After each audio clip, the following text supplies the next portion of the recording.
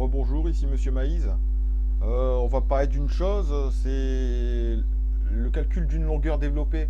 On avait vu précédemment qu'il était possible de calculer une longueur développée en additionnant les cotes intérieures. L'idée c'était de retrouver les cotes intérieures, il suffisait de les additionner.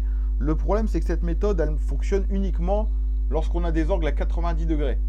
Lorsqu'on a des angles autres que 90 degrés, c'est peut-être un petit peu plus compliqué, il y a autre chose à faire. Alors pour ça, on a ce qu'on appelle la bague des delta L. Delta, lettre grecque, la bague des delta L. Alors le delta L correspond à la perte, une correction par pli suivant un angle donné par rapport aux cotes extérieures. Dans le tableau de la page suivante, le but est de retrouver le delta L en fonction de l'épaisseur de la tôle, du V choisi et de l'angle de pli. Voilà l'exemple. Alors, la formule pour calculer un delta L, une longueur développée, pardon. Alors, pour calculer une longueur développée, c'est la somme des cotes extérieures plus la somme des delta L. Alors, comment ça fonctionne? Un petit exemple ici. On a une tôle ici, on n'a que des cotes extérieures, 55, 40, 120 et 60. On a un angle à 90 et on a un angle à 135 degrés. Du coup, notre histoire d'additionner les cotes intérieures, elle ne fonctionne plus. On a un angle à 135 degrés. C'est pas possible. Alors, on additionne les cotes extérieures et les correcteurs delta F positifs ou négatifs en fonction de ce qu'on a. Alors, le correcteur delta L, c'est pas compliqué. Ici, on a un tableau. Dans ce tableau, on a diverses épaisseurs. En fonction de l'épaisseur de la tôle, on va retrouver un V, comme on l'a vu précédemment. Et ensuite, en fonction de l'angle voulu, on va se retrouver avec une correction, le correcteur delta L. Alors, un petit exemple. Pour une tôle d'épaisseur 1, la valeur approchée 8 fois l'épaisseur. Pour obtenir le V, on va prendre un V de 8. La correction pour un angle, je sais pas, 60 degrés, ce sera moins 1,1. Pour une tôle d'épaisseur 3, la correction pour un angle à 120 degrés, ce sera moins 2,8. Le V, alors 8 fois 3, ça fait 24. Valeur approchée, on se retrouve ici avec un V de 25. Moins 2,8.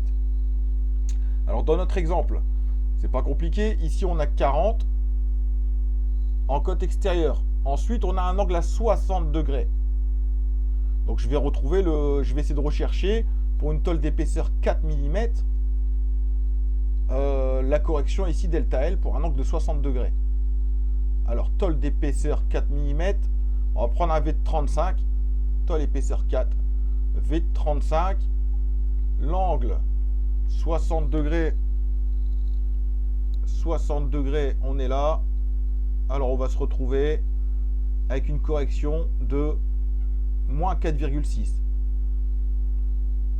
Ensuite, on avait un angle de... j'ai dit une bêtise, c'était 90 degrés. Pour un angle de 90 degrés, pardon. Alors 35, là ici, un angle de 90 degrés. On se retrouve là ici comme ça avec un V de 35. On se retrouve avec une correction de 7,9. Alors ensuite, on avait un angle de 135 degrés, toujours sur une tôle d'épaisseur 4 mm. Alors 135 degrés, ça nous amène sur cette colonne, la troisième colonne. Pour un V de 35, troisième colonne, on a une correction de 2,4. Moins 2,4. Alors la formule, elle nous dit somme des cotes extérieures, plus somme des delta L. Alors, à chaque fois que je vais avoir un angle, je vais utiliser son delta L, c'est aussi simple que ça. Somme des cotes extérieures. Alors là, ici, on avait dit, on a un delta L pour 90 degrés qui est égal à 7,9.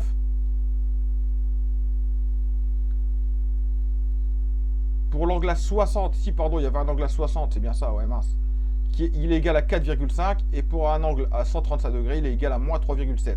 Alors, somme des cotes extérieures plus somme des delta L. Alors, somme des cotes extérieures, on a ici 40, plus le delta L pour 60, la correction c'est moins 4,5, plus somme des cotes extérieures, 55. Ensuite, si on tourne, on a ici un angle à 90, on prend son correcteur 7,9. Ensuite, ici on a une cote extérieure, 120. Ensuite, on a un angle à nouveau 135 degrés, on prend sa correction, moins 3,7. Ensuite, ici, on a une cote extérieure, 60 degrés, ce qui nous donne, pour cette figure, une longueur développée de 258,9 mm.